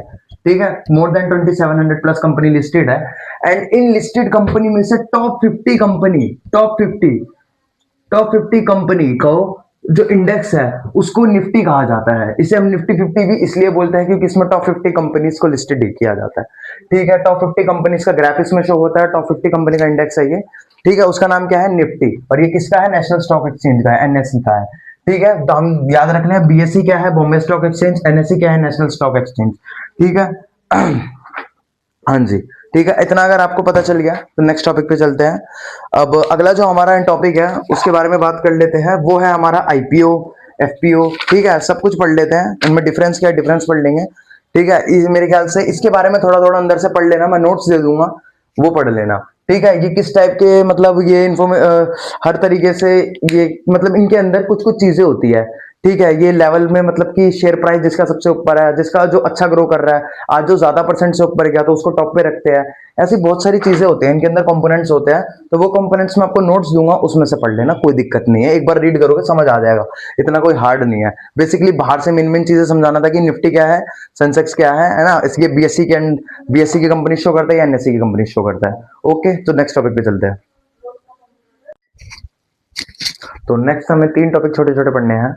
एक है हमारे पास आईपीओ, ठीक है, जिसे हम कहते हैं इनिशियल पब्लिक ऑफर, दूसरा है एफपीओ। अच्छा, इनिशियल पब्लिक ऑफर हिंदी में बोला जाए तो प्रारंभिक सार्वजनिक प्रस्ताव, FPO follow on public offer, जिसे हिंदी में बोला जाए तो अनुवर्ती सार्वजनिक प्रस्ताव, ओएफएस ऑफर फॉर सेल, जिसे हिंदी में बोला जाए बिक्री के लिए प्रस्ताव। ठीक है, तो तीनों टॉपिक्स को हम विदाउट टाइम वेस्ट फिनिश करते हैं, है ना। तो देखो, आईपीओ, एफपीओ और ओएफएस, वैसे अगर आप हिंदी में भी लिख कर आओगे आईपीओ, एफपीओ, ओएफएस तो भी कोई दिक्कत नहीं है। तो सबसे पहले आईपीओ पढ़ते हैं। वैसे आईपीओ तो मैं पहले भी बता चुका हूँ, फिर भी एक बार डेफिनेशन पढ़ के बता देता हूँ। An IPO is the process by which a private company offers its shares to the public for the first time to raise capital and becomes a publicly traded company on the stock exchange. देखो, IPO क्या होता है, जब एक IPO क्या होता है, अभी हम आईपीओ पढ़ रहे हैं। आईपीओ क्या होता है, जब एक कंपनी, एक प्राइवेट कंपनी पहली बार अपने शेयर्स इशू करती है। ठीक है, शेयर्स इशू करती है किसके लिए, पब्लिक के लिए, और फिर वो लिस्टेड हो जाती है किसमें, स्टॉक एक्सचेंज में, ठीक है, स्टॉक एक्सचेंज। और देखो अब उसने पब्लिक के लिए शेयर इशू कर दिए, इट मीन्स अब वो एक पब्लिक कंपनी बन जाएगी, सॉरी, ठीक है। तो इनिशियल पब्लिक ऑफर क्या होता है, आईपीओ जब एक प्राइवेट कंपनी शेयर्स इशू करती है, प्राइवेट कंपनी शेयर्स इशू करती है पब्लिक के लिए, और लिस्टेड, और फिर वो स्टॉक एक्सचेंज में लिस्टेड हो जाती है, बस बेसिकली यही आईपीओ। और हाँ, पहली बार इशू करती है, first time, to raise capital, क्योंकि उन्हें पैसे चाहिए होते हैं, एक प्राइवेट कंपनी है, ठीक है, प्राइवेट कंपनी थी, वो अपना खर्चा अपना खुद कर रही थी सब कुछ, फिर उसे एकदम से सोचा कि मेरे को कंपनी बड़ी करनी है, एंड अब वो क्या करेगी, वो आईपीओ करेगी, इनिशियल पब्लिक ऑफर करेगी, वो पब्लिक को अपने शेयर्स देगी पहली बार, ताकि उस पर पैसा आ सके, ताकि उसमें कैपिटल आ सके, ठीक है, ताकि उस पर पूंजी आ सके, ओके। तो अब उसने शेयर इशू कर दिए, शेयर इशू कर दिए, किसको करे, पब्लिक को करे, ठीक है। जब वो पब्लिक को शेयर इशू कर देगी तो वो स्टॉक एक्सचेंज में लिस्टेड हो जाएगी और वो एक पब्लिक कंपनी बन जाएगी मेरे भाई, ओके, ठीक है, समझ आ गया आईपीओ, आईपीओ क्या होता है, ओके। अब हम ओएफएस पढ़ते हैं, एफपीओ पढ़ते हैं उससे पहले, है ना। तो एफपीओ क्या होता है मेरे भाई, एफपीओ देख लेते हैं, follow on public offer, FPO, ठीक है। एफपीओ क्या होता है, एफपीओ, एफपीओ का मतलब होता है एक ऑलरेडी लिस्टेड कंपनी, एक ऑलरेडी लिस्टेड कंपनी, मतलब एक कंपनी है जो ऑलरेडी लिस्टेड है किसमें, स्टॉक एक्सचेंज में। कहने का मतलब है इसने ना पहले से कहीं एक बार पहले भी शेयर इशू करे थे, लेकिन अब इसी को क्या हुआ, एक ऑलरेडी लिस्टेड कंपनी को पैसों की जरूरत पड़ी, पैसों की जरूरत पड़ी, तो इसने दोबारा शेयर इशू करे, शेयर इशू करे, न्यू शेयर इशू करे, ठीक है, दोबारा शेयर इशू करे नए वाले, है ना, दोबारा शेयर इशू करे, to raise capital, to raise capital, किसको करे, पब्लिक को करे, टू रेस कैपिटल, ठीक है, किसको करेगा, इस पब्लिक को करे, तो उसे हम एफपीओ कहते हैं, देख, ठीक है, समझ आया। एक बार डेफिनेशन से पढ़ के बना देता हूं, an FPO is an issuance share to investor by which a company that is already listed on a stock exchange. एक कंपनी जो ऑलरेडी लिस्टेड है स्टॉक एक्सचेंज में, वो एफपीओ को लॉन्च करता है, वो एफपीओ करता है, एफपीओ मतलब दोबारा शेयर इशू करता है, ठीक है, हाँ इतना ही है। अच्छा, अब सुनो, एफपीओ और आईपीओ में फर्क क्या है, देखो आईपीओ जब कंपनी पहली बार इशू करता है, पहली बार जब ये देखो एक कंपनी है, मान के चलो जोमेटो का एग्जांपल लेता हूँ, जोमेटो है, ठीक है, जोमेटो ने पहली बार अपना शेयर इशू करा, पहली बार अपना शेयर इशू करा, उसे हमने कहा आईपीओ, ठीक है। लेकिन अब देख रहा है जोमेटो की यार मुझे और पैसों की जरूरत है, एक काम करता हूं मैं थोड़े से शेयर और इशू कर देता हूं, ठीक है, तो इसने थोड़े से शेयर और इशू कर दिए, है ना। तो वो जब दूसरी बार शेयर इशू करे तो वो आपका ओएफएस हो जाएगा, क्या हो जाएगा भाई, ओएफएस हो जाएगा, सॉरी सॉरी सॉरी गलत बोल दिया मैंने, थोड़ा सा गलत बोल दिया, जब दोबारा शेयर इशू करे तो वो क्या हो जाएगा गाइस, एफपीओ हो जाएगा। समझ आया मेरी बात, बिल्कुल समझ आ गई होगी, ठीक है, हाँ ठीक है। दोबारा न्यू शेयर इशू, दोनों में नए शेयर इशू होते हैं, एंड अब देखो ऐसा नहीं होता कि कोई कंपनी कितने भी शेयर इशू कर दे, ये ऑलरेडी उनको पता रहता है कि कितने शेयर इशू करने होते हैं, गवर्नमेंट के थ्रू ऑलरेडी ही उनको ऑर्डर रहता है कि इतने ही कर सकते हैं। लेकिन इस जैसे अब किसी ने अपने सारे अमाउंट का शेयर इशू कर दिया, लेकिन उसे और कैपिटल चाहिए, तो वो गवर्नमेंट को कुछ पेमेंट करके उस चीज को बढ़वा सकता है, ठीक है, सब लीगल प्रोसेस रहता है, ओके। दो खैर कंपनी टू कंपनी की बात है ना। तो अब हमें पढ़ना है ओएफएस, ऑफर फॉर सेल, ये क्या होता है, बिक्री के लिए प्रस्ताव। तो it is a method where existing share holder sell their share to the public. अच्छा, ये हम बेसिकली इसे स्टॉक एक्सचेंज भी कह सकते हैं एक तरीके से, कैसे, मतलब देखो जब जोमेटो ने पहली बार आईपीओ लॉन्च करा तो मैं गया, मैंने जाके उनके शेयर खरीद लिया पैसे देकर उन्हें, ठीक है, और मैं हो गया खुश। लेकिन अब मैंने देखा कि शेयर के प्राइस जो है ना वो भाई बढ़ गए, शेयर के प्राइस से क्या हुआ, बढ़ गए, तो मैंने किसी और को वो शेयर बेच दिया, बोला भाई तेरे को शेयर चाहिए जोमेटो का, हो सकता है अभी और बढ़ जाए, उसने बोला हाँ भाई दे दो, मैं भी खुशी, वो भी खुशी खुशी ले लेगा, मैंने भी खुशी खुशी बेच दिए। तो जब मैं ऑलरेडी एक शेयर होल्डर था और मैंने वो शेयर किसी और को दे दिए, मैंने वो शेयर पब्लिक को दे दिए, तो इट मींस इसे हम क्या बोलेंगे, ओएफएस, ऑफर फॉर सेल बोलेंगे, ठीक है। ये सारी डेफिनेशंस हिंदी और इंग्लिश दोनों लैंग्वेज में आपको मेरे टेलीग्राम पर मिल जाएगी। अब एक और छोटा सा टॉपिक, अच्छा दो टॉपिक और पढ़ने हैं, अच्छा नहीं कुछ टॉपिक्स और पढ़ने हैं, म्यूचुअल फंड्स पढ़ना है, उसके बेनिफिट पढ़ने हैं, डीमैट अकाउंट पढ़ना है ना, वो भी खत्म करते हैं विदाउट टाइम वेस्ट। तो अब जो हमको टॉपिक पढ़ना है वो है हमारा म्यूचुअल फंड्स, तो विदाउट टाइम वेस्ट इसको भी पढ़ लेते हैं। हिंदी में भी भाई इसे म्यूचुअल फंड्स ही बोलना, ठीक है, हिंदी में भी क्या बोलना, म्यूचुअल फंड्स बोलना, ओके। तो a mutual fund is a financial vehicle that pools money from many investors, purchases a diversified portfolio of stocks, bonds and other यहाँ बीच में कुछ नहीं, other securities manage by a professional fund manager. देखो mutual fund क्या होता है, ये financial vehicle है, ठीक है, मतलब एक ऐसी गाड़ी है, ठीक है, वित्तीय गाड़ी है जो कि पैसा खींचता है, पैसा लेता है, ठीक है, फ्रॉम मैनी इन्वेस्टर, बहुत सारे इन्वेस्टर्स है। जैसे कि आप एक नए इन्वेस्टर हो, आप इन्वेस्टर बनना चाहते हो, आप बेगिनर हो, तो आप जैसे कई सारे इन्वेस्टर्स म्यूचुअल फंड को क्या देते हैं, पैसा देते हैं, पैसा लगाते हैं अपना, क्या लगाते हैं भाई, पैसा लगाते हैं। And purchase diversified portfolio of stocks. And mutual fund क्या करता है, इससे कई सारे चीजें, कई सारे सिक्योरिटीज खरीदता है, चाहे वो स्टॉक्स हो, चाहे वो बॉन्ड्स हो, ठीक है, चाहे वो अगर किसी भी टाइप की सिक्योरिटीज हो, जितने भी टाइप के हमने पढ़े, किसी भी टाइप की सिक्योरिटीज हो, और वो सब एक मैनेज करता है, एक प्रोफेशनल फंड मैनेजर, एक प्रोफेशनल फंड मैनेजर उसको मैनेज करता है, ठीक है। तो ये आपका म्यूचुअल फंड है। अब अगर मैं आसान भाषा में डेफिनेशन से हटके आपको बात बताऊं, तो मतलब छोटे और नए इन्वेस्टर्स का पैसा म्यूचुअल फंड्स अपने पास रखता है, एंड उससे वो इन्वेस्ट पैसों को खुद इन्वेस्ट करते हैं, क्योंकि उन्हें पता रहता है कि कहाँ इन्वेस्ट करना है, और आपके पैसों से वो बहुत ज्यादा पैसा बढ़ा लेते हैं। एंड उसके बाद वो कुछ हिस्सा अपने पास रखते हैं, एंड कुछ हिस्सा आपको दे देते हैं, है ना, आपके इंटरेस्ट के तौर पर या आपके प्रॉफिट के तौर पर, ठीक है। तो नए इन्वेस्टर को अगर पैसा लगाना है, इन्वेस्टिंग करनी है, तो वो म्यूचुअल फंड्स की तरफ जा सकता है। ये बेसिकली म्यूचुअल फंड्स का मतलब है ना। तो हमने क्या सीखा, हाँ ठीक है, तो आपने हमने ये सीखा कि म्यूचुअल फंड ये होता है कि एक फाइनेंशियल व्हीकल है जो कि लोगों का पैसा लेता है, नए इन्वेस्टर्स का पैसा लेता है, बहुत सारे इन्वेस्टर का पैसा लेता है, और उनसे कई सारे पोर्टफोलियो बनाता है। पोर्टफोलियो मतलब जैसे आपने स्टॉक्स खरीद लिया, और एक जगह आपने बॉन्ड्स खरीद लिए, एक जगह आपने डिवेंचर्स खरीद लिए, तो ये सब आपके क्या है, पोर्टफोलियो है। पोर्टफोलियो ए, पोर्टफोलियो दो, पोर्टफोलियो तीन, ऐसे करके मान लो, ठीक है। तो कई सारे पोर्टफोलियो खरीद लेता है, कई सारे स्टॉक परचेज कर लेता है, एंड वो सबको मैनेज करता है एक प्रोफेशनल फंड मैनेजर, ठीक है, ऐसा समझ लो। अब इसके बेनिफिट्स क्या क्या होता है, तो बेनिफिट्स के लिए मैं अपनी कॉपी उठा लेता हूँ। सबसे पहले प्रोफेशनल मैनेजमेंट, यानी व्यावसायिक प्रबंधन। इसमें क्या होता है, योर इन्वेस्टमेंट, देखो इसमें जो आपका जो इन्वेस्टमेंट है ना, आपके इन्वेस्टमेंट को, आपके पैसे को कौन हैंडल करेगा, हैंडल बाय, कौन संभालेगा, handle by professional, professional investor या प्रोफेशनल फंड मैनेजर या एक्सपर्ट मैनेजर आप कह सकते हो, जिसको फाइनेंस की समझ है। आपका पैसा प्रोफेशनल मैनेजमेंट, मतलब आपका पैसा जो है वो प्रोफेशनल पर्सन यूज करेगा, ठीक है। अब इसमें लिक्विडिटी बहुत ज्यादा है। लिक्विडिटी को हम हिंदी में कहते हैं तरलता। क्या कहते हैं, तरलता। यानी you can easily withdraw your, redeem your money unit any business day. मतलब आप किसी भी व्यावसायिक दिन में, किसी भी बिजनेस डे में, किसी भी दिन में, व्यावसायिक डे में, बिजनेस डे में अपने पैसे को विड्रॉ कर सकते हो, है ना। आपको अगर आपका पैसा चाहिए कि बोला बस भाई अब हमें नहीं चाहिए रखना ही म्यूचुअल फंड में, तो वो एक बिजनेस डे होना चाहिए, मतलब उस दिन आपका जो मार्केट है वो चालू होना चाहिए, आप ऐसे कह सकते हो। या फिर उस दिन सरकारी छुट्टी, या फिर कुछ बंद नहीं होना चाहिए, है ना। और अगर आपका सारा प्रोसेस ऑनलाइन है तो कोई दिक्कत नहीं, कभी भी कर लो, ठीक है। चलो हाँ, हमने क्या सीखा, लिक्विडिटी। तो किसी भी बिजनेस डे में, ठीक है, किसी भी बिजनेस डे में आप अपना पैसा कभी भी रिडीम कर सकते हो। इसमें लिक्विडिटी बहुत है। लिक्विडिटी का मतलब होता है कि पैसा आपका जो पास जो भी चीज है वो एकदम से पैसे में कन्वर्ट करना, ठीक है। लिक्विडिटी तरलता का मतलब है एकदम से पैसे में कन्वर्ट करना। जैसे कि अभी आपके पास है गोल्ड, तो गोल्ड की लिक्विडिटी है भाई, बहुत ज्यादा है। आजकल गोल्ड की डिमांड बढ़ रही है, तभी तो उसका पैसा बढ़ रहा है। कहीं भी जाओगे गोल्ड खरीदो, पैसा मिल जाएगा, तो गोल्ड की लिक्विडिटी ज्यादा है, यानी उसे पैसे में कन्वर्ट जल्दी किया जा सकता है। ऐसे भी म्यूचुअल फंड्स की लिक्विडिटी भी ठीक ठाक अच्छी है, लो कॉस्ट, कम लागत।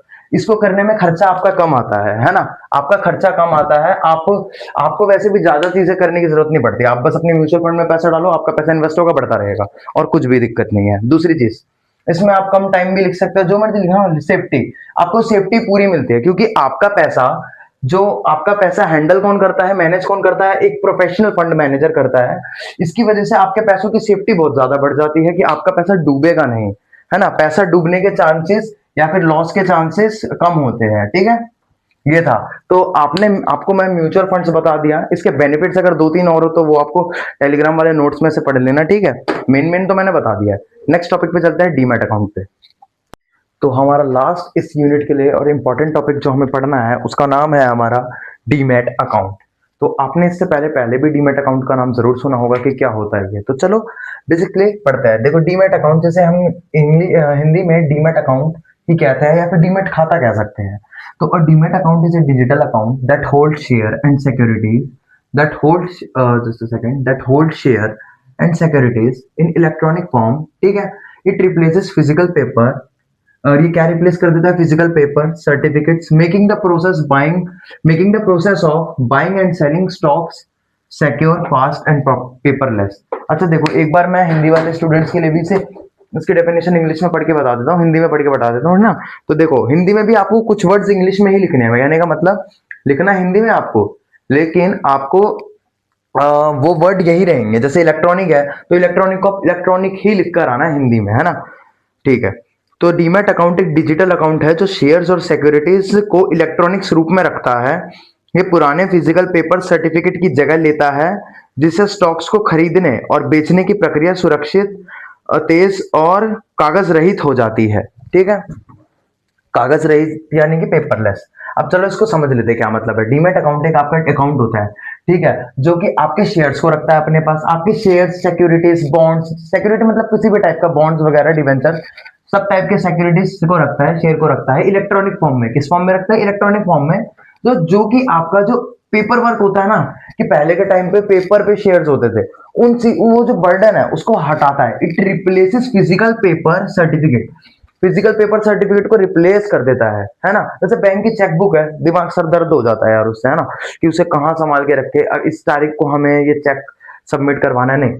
लेकिन इसमें ऐसा कुछ करने की जरूरत नहीं है, आपके इलेक्ट्रॉनिक फॉर्म में रहता है। मेकिंग द प्रोसेस, वो जो प्रोसेस है ना, बाइंग और सेलिंग स्टॉक्स को, खरीदने और बेचने का जो प्रोसेस है, उसको सिक्योर बनाता है, बहुत फास्ट बना देता है, और पेपरलेस बना देता है। फास्ट मतलब कभी भी कहीं से कर लो, सिक्योर मतलब खोने का कोई डर ही नहीं है, और पेपरलेस, पेपर का कोई काम नहीं है इसमें। ठीक है। चलो इसके बेनिफिट क्या क्या होते हैं। बेनिफिट होता है आपका पेपरलेस प्रोसेस, कागज रहित प्रक्रिया। मतलब कि देखो, paperless eliminate physical paper work and the risk of losing और डैमेजिंग सर्टिफिकेट्स। मतलब पहले के टाइम, जैसे मान के चलो चेक है, चेक गलती से फट जाए, खो जाए, है ना, तो उस चीज का डर नहीं होता। ठीक है। खोने और पेपरलेस प्रोसेस की वजह से, मतलब कागज रहित प्रक्रिया की वजह से, इसमें कोई कागज इन्वॉल्व नहीं है, तो आपका खोने का कोई डर नहीं होगा, है ना। खोने का कोई डर नहीं होता, risk of losing and damaging certificate नहीं होता। ठीक है। अगला क्या है? कन्वीनियंट रिव्यू, जिसे हम कहते हैं सार्वजनिक समीक्षा, है ना। इसमें क्या होता है? Allows you to track and monitor your entire stock portfolio. आप अपने पोर्टफोलियो स्टॉक्स को कभी भी चेक कर सकते हो कि अभी इनकी क्या वैल्यू है। कभी भी देखना हो तो आप अपने फोन ऑन करो, ऐप ऑन करो, उसमें दिख जाएगा आपको। कभी भी आप ट्रैक कर सकते हो। ठीक है। तो इसका रिव्यू मतलब लोगों ने जो इसे टेस्ट करने के बाद जो समीक्षा करी है, समीक्षा मतलब अच्छी तरीके से उस चीज को टेस्ट किया हो, फिर उसके बारे में आप बता रहे हो, तो उसे रिव्यू कह देते हैं। इजी ट्रेडिंग, इजी ट्रेडिंग को हम हिंदी में क्या कह सकते हैं? आसान व्यापार। क्या कह सकते हैं सर? आसान व्यापार, है ना। Enable instant transfer of securities. आपको क्या सुविधा देता है? कि आपको अपनी सिक्योरिटी ट्रांसफर करनी है, ट्रांसफर करनी है ना, ट्रांसफर करनी है, ऐसे लिख सकते हैं इसको। आपको अपनी सिक्योरिटी ट्रांसफर करनी है तो इंस्टेंटली हो जाएगा, फास्ट हो जाएगा, कोई दिक्कत नहीं है। तो इजी ट्रेडिंग यानी कि the process of buying and selling of securities, खरीदने और बेचने, सिक्योरिटीज को खरीदने और बेचने की प्रक्रिया बहुत ही जल्दी हो जाती है, कि ऑनलाइन होने के कारण। ऐसे आप लिख सकते हो, कोई दिक्कत नहीं है। अब इसमें एक लास्ट टॉपिक हमें पढ़ना है। अच्छा, ठीक है, बेनिफिट तो ये तीन मैंने बता दिए, एक दो तुम खुद पढ़ लेना। जैसे इसमें और भी लिखा हुआ है, यूजर फ्रेंडली इंटरफेस, मतलब प्रोवाइड सिंपल डिजिटल प्लेटफॉर्म। ऐसा कोई बहुत ही मुश्किल, जैसे कि मान के चलो किसी को जावा सीखनी है, बहुत ही सरदर्दी का काम है, बहुत टाइम लगता है, लेकिन इसमें कोई ऐसा इसका पेज खुलेगा तो कुछ नहीं, यहाँ पे नीचे बाय सेल लिखा है। अपने म्यूचुअल फंड्स को तुम अलग जगह पे देख सकते हो फोन में, है ना, सब कुछ अलग जगह पे रहता है। तो इसका इंटरफेस कैसा है? बहुत ही फ्रेंडली है। ठीक है। बहुत ही दोस्ताना इंटरफेस है, हिंदी में अगर कहना चाहे तो। एक हमें टॉपिक पढ़ना है जिसका नाम है ट्रेडिंग अकाउंट। क्या है? Trading account. तो बेसिकली डीमेट अकाउंट और ट्रेडिंग अकाउंट में छोटा सा फर्क भी होता है ना। देखो, डीमेट अकाउंट क्या होता है? ट्रेडिंग अकाउंट क्या होता है? Trading account is an investment account that allows you to buy and sell securities like share, bonds और commodities in the stock market. अब देखो, मेन जो डिफरेंट है वो यही है। आपको कहीं पे शेयर खरीदने हैं तो आप अपने ट्रेडिंग अकाउंट से वहां पे ऑर्डर देते हो, ट्रेडिंग अकाउंट से आप ऑर्डर देते हो। लेकिन जब आप शेयर खरीद लेते हो, आपने शेयर खरीद लिए, आपके शेयर खरीदने के बाद वो जहां पे स्टोर होंगे, वो स्टोर होंगे मतलब वो जहां पे रखे जाएंगे, वो शेयर आपके डीमैट अकाउंट पे रखे जाएंगे। लेकिन अगर आप किसी को शेयर बेचते हो तो उसके लिए भी आप ट्रेडिंग अकाउंट का यूज करते हो, आप ट्रेडिंग अकाउंट से शेयर बेचोगे, लेकिन आपके डीमैट अकाउंट से वो शेयर चले जाएगा। ये दोनों साथ मिलकर काम करते हैं। ठीक है। ट्रेडिंग अकाउंट ने ऑर्डर दिया कि भाई मुझे 20 शेयर दो, 20 शेयर दो। ठीक है। तो 20 शेयर आपके अकाउंट में क्या हो जाएंगे? क्रेडिट हो जाएंगे। लेकिन कौन से अकाउंट में क्रेडिट होंगे सर? डीमैट अकाउंट में क्रेडिट होंगे। अब 20 शेयर आपने बोला, इसमें से मैं 10 शेयर बेचूंगा, तो इसने वो 10 शेयर सेल पे कर दिए, ट्रेडिंग अकाउंट ने 10 शेयर सेल पे कर दिए, तो आपके डीमैट अकाउंट से 10 शेयर डेबिट हो जाएंगे, समझ आया? तो डीमैट अकाउंट सिर्फ शेयर को स्टोर करने के लिए रहता है। डीमैट अकाउंट में अगर डीमैट अकाउंट से शेयर गया तो डेबिट, शेयर आया तो क्रेडिट। ये होता है एंट्री के लिए। ऐसे मान लो कि ट्रेडिंग अकाउंट से एंट्री हो रही है, ट्रेडिंग अकाउंट आपका ये हो रहा है कि अगर आपको शेयर बेचना है तो इसने सेल पे लगा दिया, शेयर खरीदना है अब, सॉरी आई थिंक सो कि मेरा माइक बंद हो गया हो, मेरे ख्याल से माइक में आवाज, उसमें आवाज बस थोड़ी सी एको हो रही होगी। ठीक है, तो हमने पढ़ लिया ट्रेडिंग अकाउंट वो जहां से आप शेयर सेल करने का ऑर्डर देते हो और बाय करने के लिए ऑर्डर देते हो और सेल करने के लिए डालते हो। ठीक है, डीमैट अकाउंट जहां पे आपके शेयर स्टोर हो जाते हैं। ठीक है, एक डिजिटल अकाउंट है जो कि आपके शेयर को होल्ड करके रखता है, यहाँ लिखा भी है होल्ड करके रखता है। ठीक है, ठीक है, अब एक इंपॉर्टेंट टॉपिक पढ़ना है, बहुत इंपॉर्टेंट टॉपिक। देखो इन दोनों में डिफरेंस तो आपको पता चल गया। ठीक है, एक इंपॉर्टेंट टॉपिक है IPO versus follow on public offer, FPO. ठीक है, आईपीओ और एफपीओ में एक छोटा सा डिफरेंस है जो कि टेबल में आपको शो कर दूंगा, आपके पीडीएफ में शो हो जाएगा, उसे पढ़ के चले जाना। नहीं तो अगर मैं अभी करा सकता हूँ, अगर टाइम बचा होगा, ज्यादा लंबी वीडियो नहीं बनी होगी तो मैं अभी करवा दे रहा हूँ। ठीक है, नेक्स्ट टॉपिक पे चलते हैं।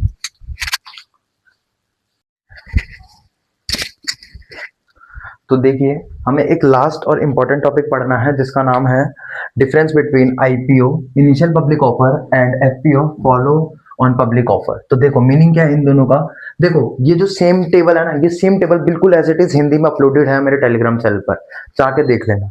ठीक है, आईपीओ, तो आईपीओ का मीनिंग है first time issue of shares to the public, पहली बार इशू हो रही है पब्लिक में। ठीक है, FPO, further issue of shares after IPO, यानी कि आईपीओ उन्होंने कर रखा है उसके बाद भी इन्हें ये शेयर इशू कर रहे हैं, आईपीओ कर रखा है उसके बाद भी शेयर इशू कर रहे हैं, यानी दूसरी या तीसरी बार इन्हें कह सकते हैं कि दूसरी या तीसरी बार शेयर इशू कर रहे हैं। कंपनी का स्टेटस, इसमें कंपनी लिस्टेड नहीं होती, अनलिस्टेड बिफोर आईपीओ लिखा हुआ है। कहने का मतलब है कि जब तक कंपनी शेयर इशू नहीं करेगी तब तक अनलिस्टेड है, तो आईपीओ के बाद लिस्टेड होगी, वो लिखा है company is unlisted, company unlisted रहेगी, अनलिस्टेड है जब तक आईपीओ नहीं हो जाता। आईपीओ के बाद लिस्ट में आती है जो कि हम पढ़ रखा है, कंपनी इज ऑलरेडी लिस्टेड। यहाँ पे आईपीओ पहले ही हो चुका होता है इसलिए कंपनी ऑलरेडी लिस्टेड है। ऑब्जेक्टिव क्या है इसका, आईपीओ का ऑब्जेक्टिव होता है, यानी कि जब कंपनी पहली बार शेयर इशू करते हैं उसका ऑब्जेक्टिव होता है कैपिटल रेज करना और स्टॉक मार्केट में खुद को लिस्ट करना। ठीक है, ये जो लिस्टेड हम जितनी बार भी बात कर रहे हैं यानी कि ये स्टॉक मार्केट में खुद को लिस्ट कर रही है, इसका मतलब है। और इसका ये तो ऑलरेडी लिस्टेड है स्टॉक मार्केट में, इसका खाली दिमाग में ये रहता है, इसका मतलब ऑब्जेक्टिव ये रहता है कि कैपिटल रेज करना है, खाली एडिशनल कैपिटल, मतलब पहले से जो कैपिटल है उसके बाद जब और कैपिटल मंगाया जाता है ना कंपनी में, उसे हम एडिशनल कैपिटल कहते हैं। ठीक है, तो एडिशनल कैपिटल को रेज करना है, इसमें रिस्क लेवल इसमें हाई रहता है।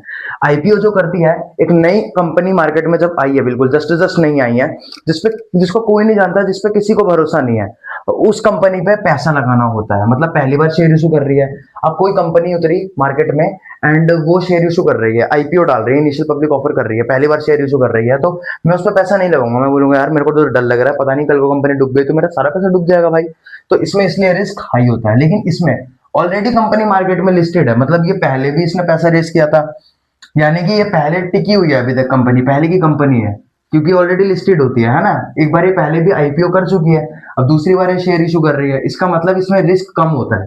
ठीक है, इन्वेस्टर का कॉन्फिडेंस इसमें कम होता है क्योंकि इसमें नई कंपनी है, एक कंपनी पहली बार अपने शेयर इशू कर रही है मार्केट में, है ना, तो इसमें इन्वेस्टर का कॉन्फिडेंस कम होगा, लेकिन इसमें हाई होगा, ज्यादा होगा। ठीक है, मैंने अपनी तरफ से सारे इंपॉर्टेंट टॉपिक इन दोनों यूनिट से, यूनिट 1 और यूनिट 5 के करा दिए। तो आई थिंक 1 आवर की ये वीडियो हो चुकी है। अगर आप इतनी वीडियो देख लेते हैं तो आपको मानो कि कंप्लीटली आपका पासिंग मार्क्स जितना तो आपको मिल ही जाएगा, है ना, एग्जाम के अंदर, तो आपको और कुछ करने की जरूरत नहीं है। लेकिन अगर आपको एक अच्छे नंबर स्कोर करने हैं तो आप दूसरा पार्ट भी देख लेना, ठीक है इसका। Okay, and best of luck आपके एग्जाम्स के लिए। हो सके तो आप टेलीग्राम चैनल ज्वाइन कर लेना, एंड लाइक सब्सक्राइब के लिए मैं बोलता नहीं बट एक कमेंट जरूर कर देना, ठीक है। Thank you, bye bye, take care आप सबको।